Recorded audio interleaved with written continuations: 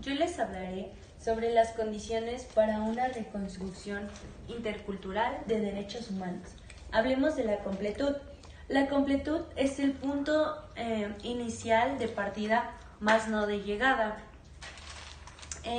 Es un punto clave para comenzar un diálogo intercultural. Esta va de la mano junto con la hermenéutica diatópica. La hermenéutica diatópica profundiza al progresar en la incompletud cultural y transforma la imprecisa en una conciencia autorreflexiva. La conciencia autorreflexiva es el reconocimiento de la incompletud en un diálogo intercultural. También su objetivo es hacer conciencia, pero llevada al máximo mediante el diálogo intercultural, y esta dice que todas las culturas están incompletas. La variedad interna aumenta a medida que la hermenéutica diatópica progresa. Tariq Ramadan asume en concepción contextual de las diferentes culturas, de las diferencias culturales y religiosas con el objetivo de posicionarlas al servicio de coaliciones transculturales en la lucha contra el capitalismo global.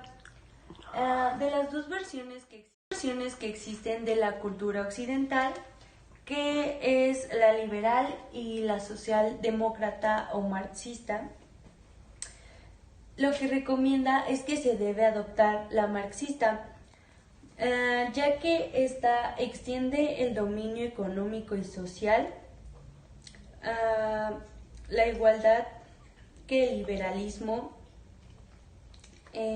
solo considera legítimo en el dominio político. Un subtema que viene en este capítulo es de tiempos unilaterales a tiempos compartidos. Esto habla de que el diálogo intercultural no se puede establecer unilateralmente, sino que cada cultura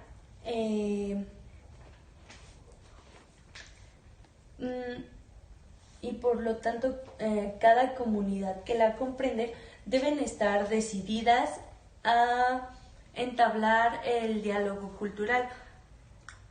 Ellas deben estar preparadas para no puede ser como en contra de lo que ellas deciden.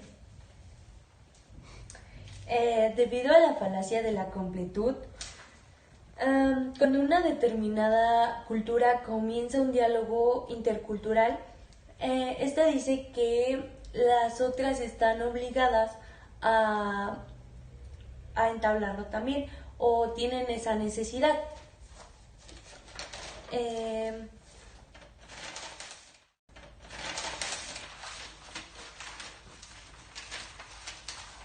Esto es lo que caracteriza más a la cultura occidental.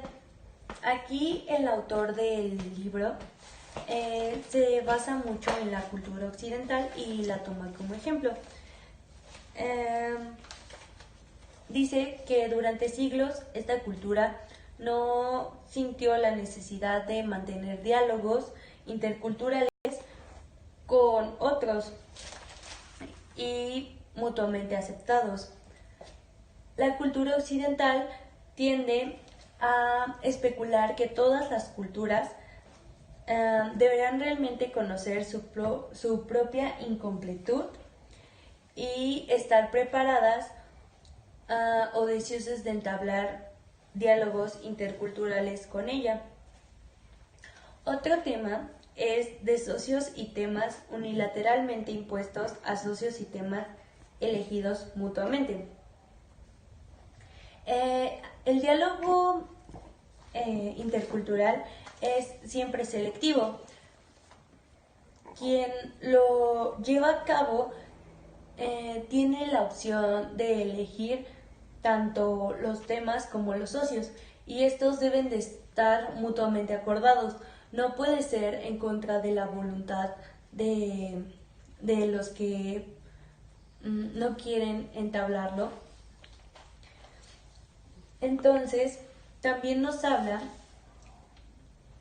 de que existen los derechos interculturales postimperiales. Aquí lo que recomienda es que se necesita una nueva política de derechos con un enfoque diferente a la actual, a la tarea de otorgar poder a las clases y a las coaliciones populares para dar soluciones de liberación más allá de la modernidad. Existen 6 derechos originales dentro de este tema. El primero es el derecho al conocimiento.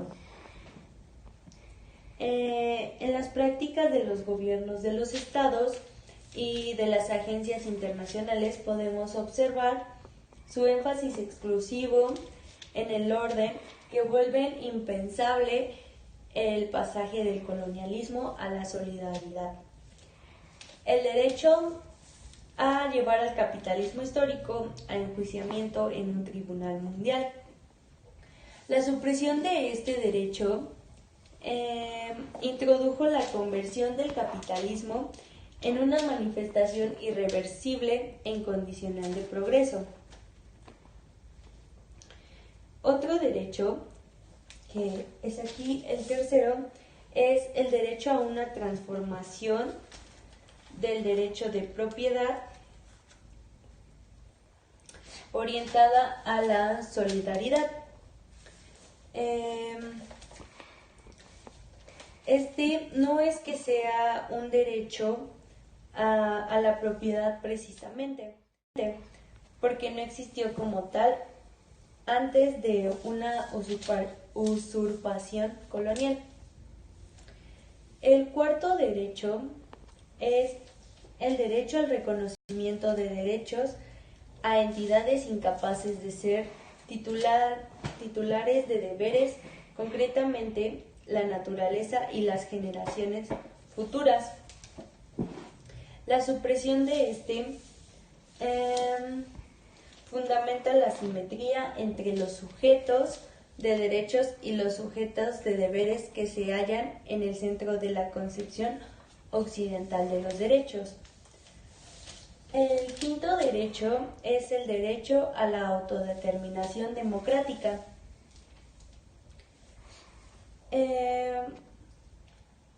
Y por último, el derecho a organizar y participar en la creación de los derechos.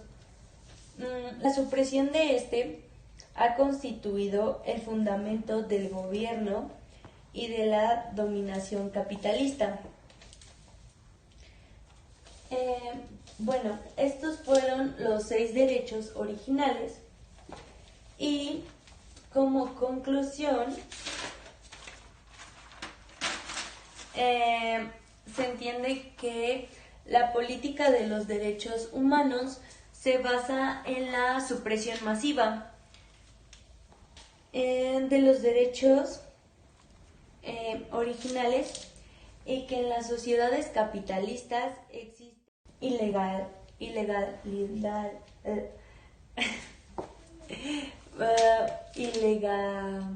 ilegalidades o injusticias.